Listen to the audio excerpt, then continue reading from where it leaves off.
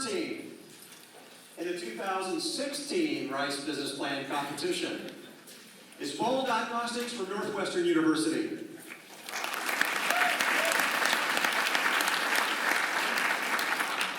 Thank you very much. Good afternoon. My name is Jay Pandit. I'm a cardiology fellow at Northwestern University, as well as the Chief Medical Officer at Bold Diagnostics. We at Bold Diagnostics are redefining the way that blood pressure is managed. Our device, the Bold Bands, is a wearable diagnostic system that continuously measures your blood pressures, communicates with your smartphone device, and can send reports to your doctor.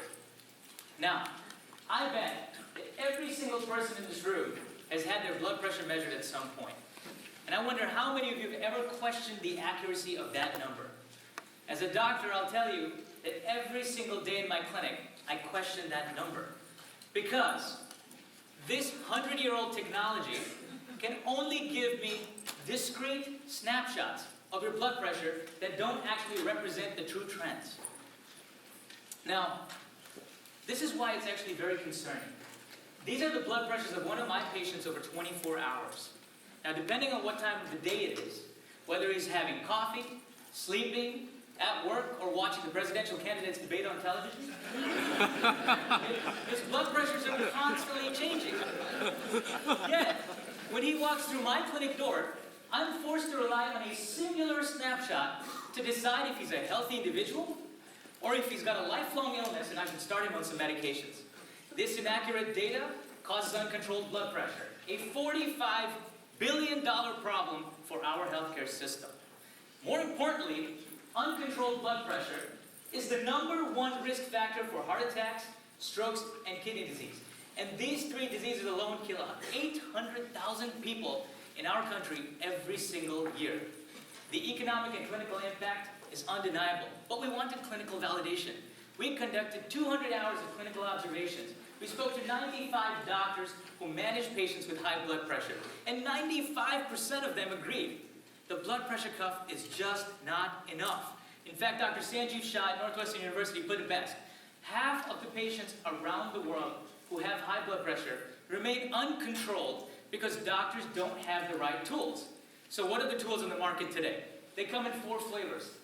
You've got all your cuff-based devices, which have the exact problem that I pointed out. They give you discrete snapshots. Then you've got the ambulatory blood pressure monitor. This was the market's attempt to provide more frequent monitoring. But it's simply a blood pressure cuff that goes off every 15 to 30 minutes for 24 hours. Now, if you've ever had your blood pressure measured, it's not comfortable. It's not. To have that done every 30 minutes for 24 hours is downright cruel. Okay? This is why this device is uncomfortable and has poor compliance. Next is the arterial line. As doctors, we believe this is the gold standard, but you can clearly see it's very invasive and quite risky. Lastly, there's the device called the FinPress. This device is the first one that tried to move away from the cuff, but they targeted the inpatient setting. Therefore, their form is a very large, bulky device with a lot of wires that costs $45,000 and has to be purchased as capital equipment by the hospital. This has led to very poor adoption. We had found a solution gap, and this is why we developed the Bold Bands. Now, when a patient comes into my clinic and there's a blood pressure that's in question, I can prescribe a set of diagnostic bands. There's 2 bands that would do continuous monitoring of blood pressure trends from the patient. The trends would be stored in the patient's smartphone. The smartphone would communicate with the patient portal in the electronic medical record. This way, as a physician, I have access to that data, and I don't have to guess ever again. More excitingly, though, as a physician, I get a lot more information. I can see how my patient's blood pressures respond to exercises, or how their blood pressures go down when they're sleeping. These are powerful predictors of cardiovascular health. Now, I'm sure you're all wondering, how did they make it happen? The keystone to our approach is this novel physiologic parameter called differential pulse arrival time. This proprietary approach relies on the fact that when your heart beats, a pressure wave is generated. That pressure wave reaches your right hand before it reaches your left hand due to the inherent architecture of your blood vessels. Now, characteristics of the pulse waveforms and this time delay have allowed us to continuously track blood pressure. Our engineers have developed a working prototype that converts the pulse waveform signal into blood pressure numbers. This is the tech workflow. The 2 bands have optical sensors. the optical sensors provide us with a pulse waveform signal. Now, what's very exciting about the pulse waveform signal is it's a rich source of information. We can also, in addition to blood pressure, get heart rate, pulse oximetry, and even stroke volume, which is a surrogate for cardiac output. There are multiple applications for this. So the raw data is analyzed and processed on the bands. That processed data is then transferred over to the smartphone device through our application via Bluetooth at a predetermined period of time. The smartphone application provides the patient with a user interface so they can follow their own trends in an acceptable, palatable way. The smartphone application will then feed into the electronic medical health record. Our ultimate goal is seamless transition into the workflow in the EMR for the physician. Our current working prototype is able to take the raw signal and stream it via Bluetooth continuously to a PC so that in our studies, we can monitor the data in real time. Now, you all want to know where we are in our technological development. We have already completed our proof of concept studies. Our initial proof of concept study had 10 subjects, which is pretty large for a precision data study because we got 100 million data points. And I'd like to go over some of that data with you. On the left side, we demonstrate consistently in our subjects that the right pulse, which is in red, arrives before the left pulse, which is in black. That gap was very consistent. When we change the blood pressure on a patient, if we make them exercise, that gap narrows down. And that's something that we can track consistently, and it changes in a predictable way. Next, we had our subjects where our device, as well as a blood pressure cuff, and then we made them do a hemodynamic maneuver. This is simply a way to change their blood pressure. We told them to dunk their feet in ice-cold water. This shocked their body and causes their blood pressure to rise up. We got everybody to sign an informed consent first. Okay? So with that change in blood pressure, on the right side you can see that D-pad, our physiologic parameter, tracked blood pressure in a continuous way when it changed. Lastly, and very excitingly here, we have our subjects wear our device overnight. Now, this is very exciting. When somebody goes to sleep, their blood pressure has a predictable drop. That predictable drop is called a nocturnal dip, a very powerful and validated predictor of cardiovascular health. Here we can clearly see when the patient goes to sleep, when he wakes up, and when he goes to sleep again.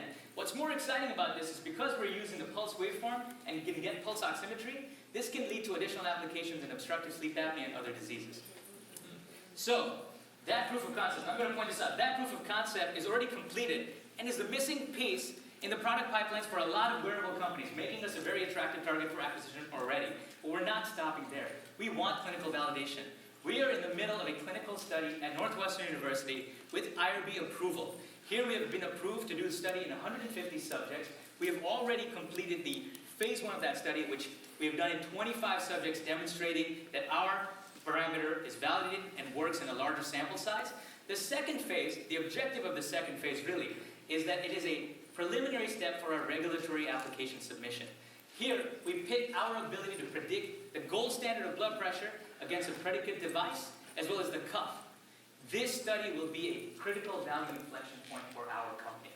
Now that I've told you what we've developed and why we are doing it, I'm going to hand it over to our capable Chief Operating Officer, Dr. Kyle Miller, who's a surgical resident with an MBA background, to tell you about our business strategy. Thanks, Jay. So let's get started with IP. The Northwestern University Tech Transfer Office performed a comprehensive, non-biased prior art search and gave our company a positive patentability opinion. And back in October of this past year, the Northwestern University group that we've been working with, back in October 2015, we filed a provisional patent that protects the theory of differential pulse arrival time, along with the algorithms, calibration techniques, and signal processing for our technology. And then in December, we met with the Tech Transfer Office, and they were so fired up about our technology that they gave us an exclusive option agreement so that we can license the IP back to our company. Now, as we move forward, we're currently working with a Chicago-based IP attorney that's helping us put together our U.S. utility patent as well as a PCT filing in the coming months. Now, from a regulatory perspective, we're working with Edge One Medical. They're a Chicago-based regulatory affairs firm, and they've helped us identify a predicate. And based on that, we're planning on a 510(k) submission as a Class 2 regulated device.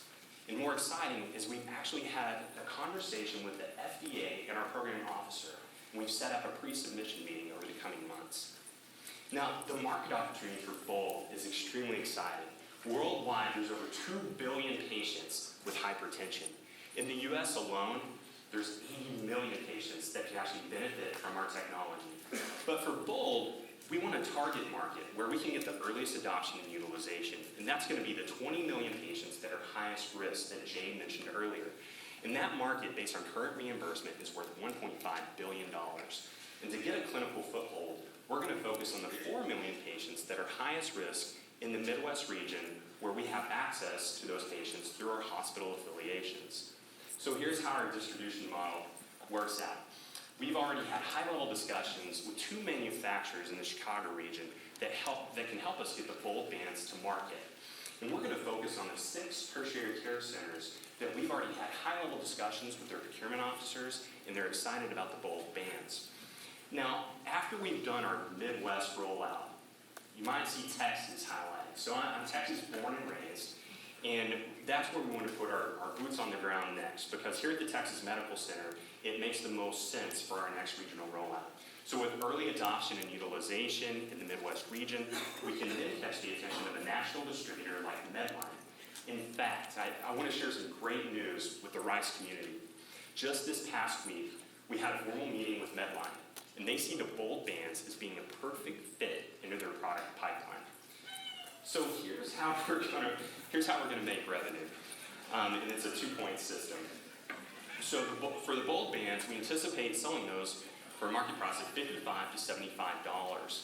And for the cost of goods sold, based on manufacturing quotes, it's going to cost $10 to $13 to make, and that gives us a profit margin of 70 to 80%. But the most important part of this revenue model is that doctors are going to be incentivized to prescribe the Bold bands, because each time they do, they can be reimbursed $75 on up to $250 through an established CPT code for ambulatory monitoring reports. Now, if you guys are anything like our patients, you might want to hang on to the Bold bands after your prescribed period of monitoring. We have a solution for that. So you can actually hang on to the bands for a subscription fee of $100 per year to keep those reports coming back to your phone. Now, with our product launch in 2018, we anticipate selling 50,000 bands, and here's how we're going to do it. In the Midwest, we've identified 150,000 doctors that deal with high blood pressure in that high-risk population. We need just 10% of them to prescribe the bands 6 to 10 times per quarter to help us reach our goal. And then with a national rollout, adoption, utilization, and key thought leader support that we already have on our advisory board, we can capture 3% of our target market to generate more than $45 million in revenue in 2022. So I'm going to hand it back to Jay, and he's going to let you know why Bold is the perfect investment opportunity. Thanks, Kyle. We are perfectly positioned to bring this product to market, I have to say, because we arose through a true clinical pain point in the hospital.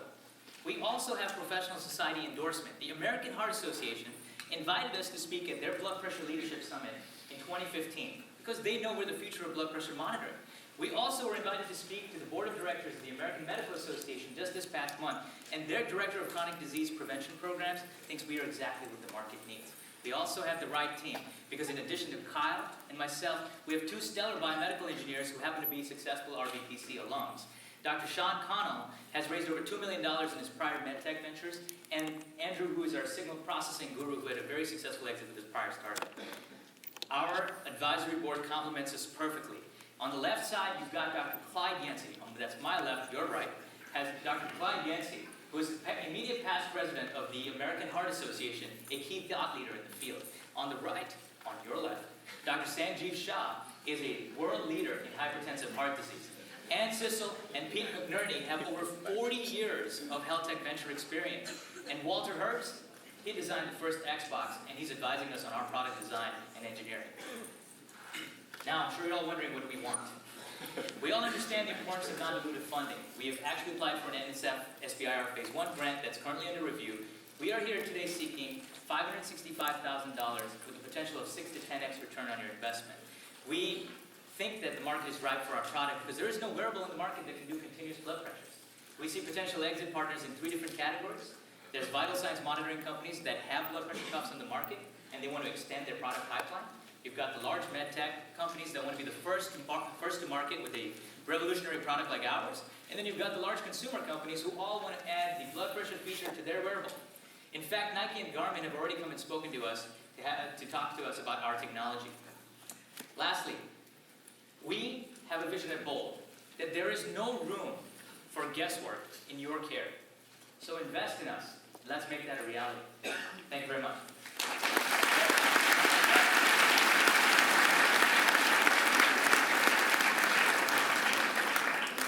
All right, questions for this team?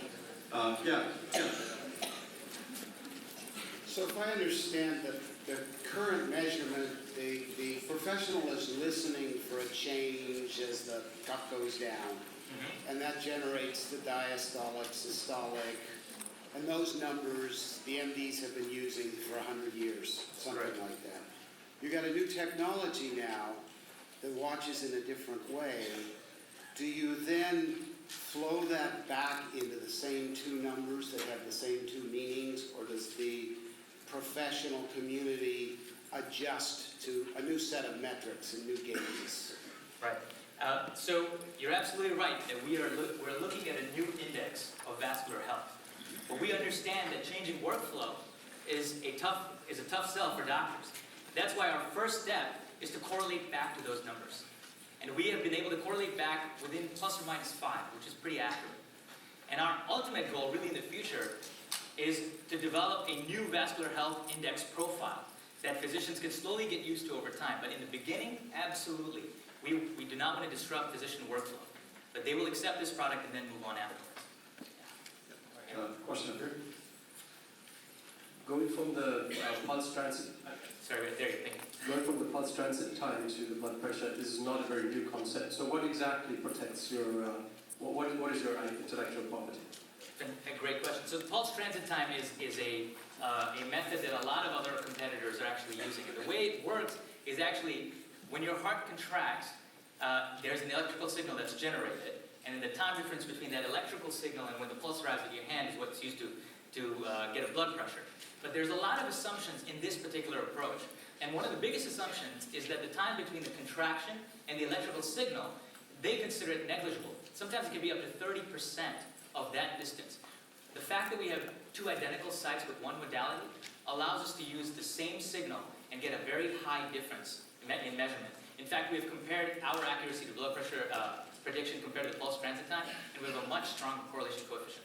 So, and the fact, and also our IP protects this approach. So.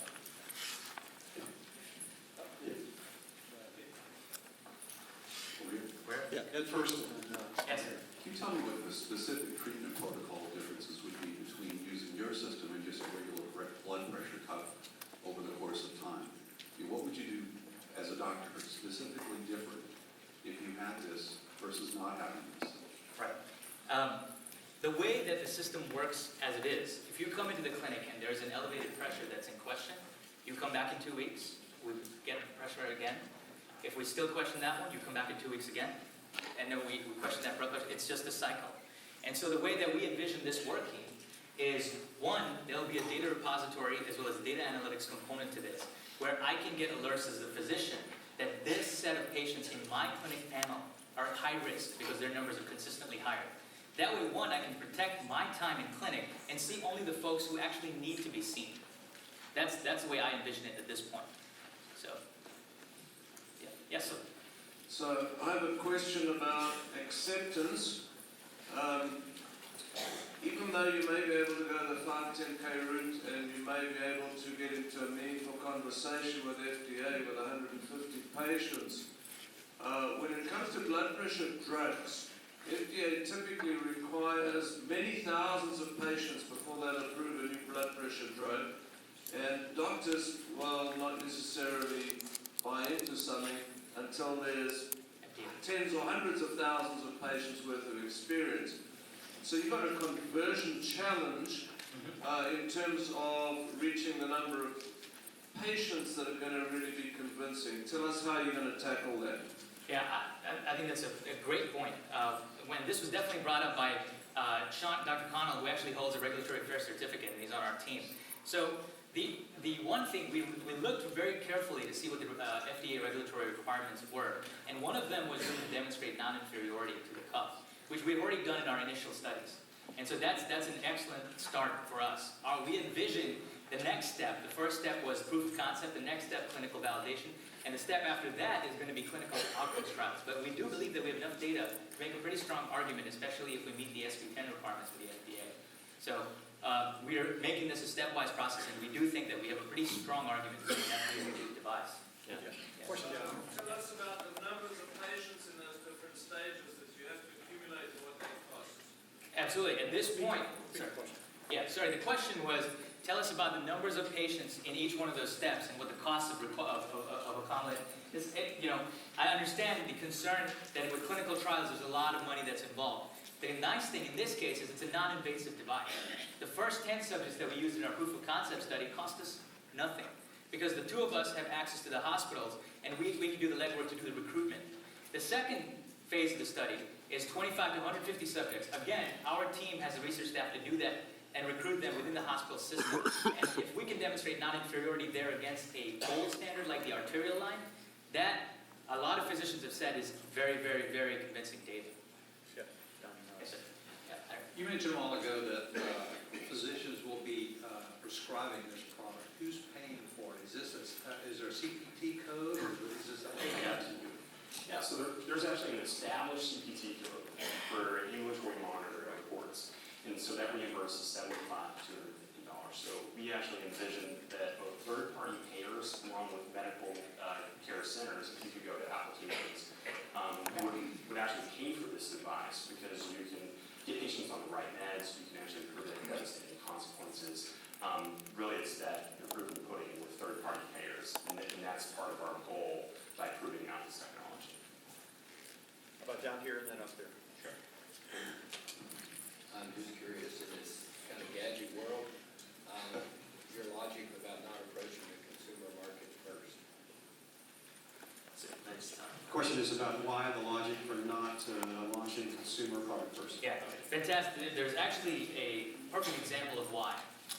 Just last year, one of our competitors, the Instant Blood Pressure app, released an application on the Apple Store. And this particular application was downloaded 50,000 times before a physician decided to do the clinical validation study on it. And that clinical validation study was negative. The company fell flat. Our goal is to provide a consumer product that has accurate clinical validation behind it. And we think that that's going to reach much higher adoption. We understand that there's a huge consumer marketplace. And we consider that as soon as we get our FDA approval, there will definitely be a potential to go either way. I have two questions. The first one is, how sensible is it with the location of the band in your hand? So if it moves around away from your veins or your arteries in your hand, will it still be measuring? And the second one is, you have on your advisory team a couple of BC people. Why are you asking money here? Did they offer you money already? Great question. You can refuse to answer. We're happy to answer it. So so the way we're acquiring our signal to convert it into blood pressure is using a capillary pulsations. So it doesn't have to go as deep as the veins. So that allows us to get good high fidelity. The other thing is we've been playing with other alternative embodiments that could work with existing devices, like the rings, patches, and the watch. So we've considered that, and I think that the other thing I'd like to mention that's a strength of our IP really is that most other competitor products have single point calibration with the cuff. We have come up with a way to take advantage of motion as well as the position of your hand to do recursive calibration and get rid of the cuff. Now, do you want to take the VC question? Jay, I think I better stay away from that one. That's why we're here. Yeah.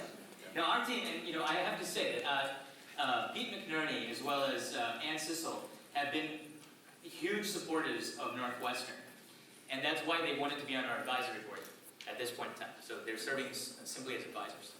There's a question. Oh, yeah, sorry, up there. Yeah, this is probably a very simple question, but it's a different body type. I would imagine the time difference in peak is different too.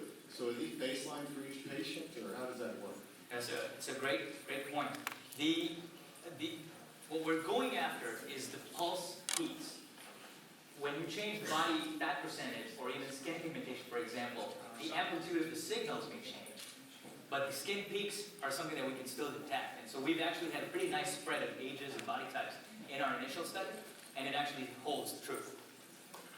All right, that wraps up the time for this team.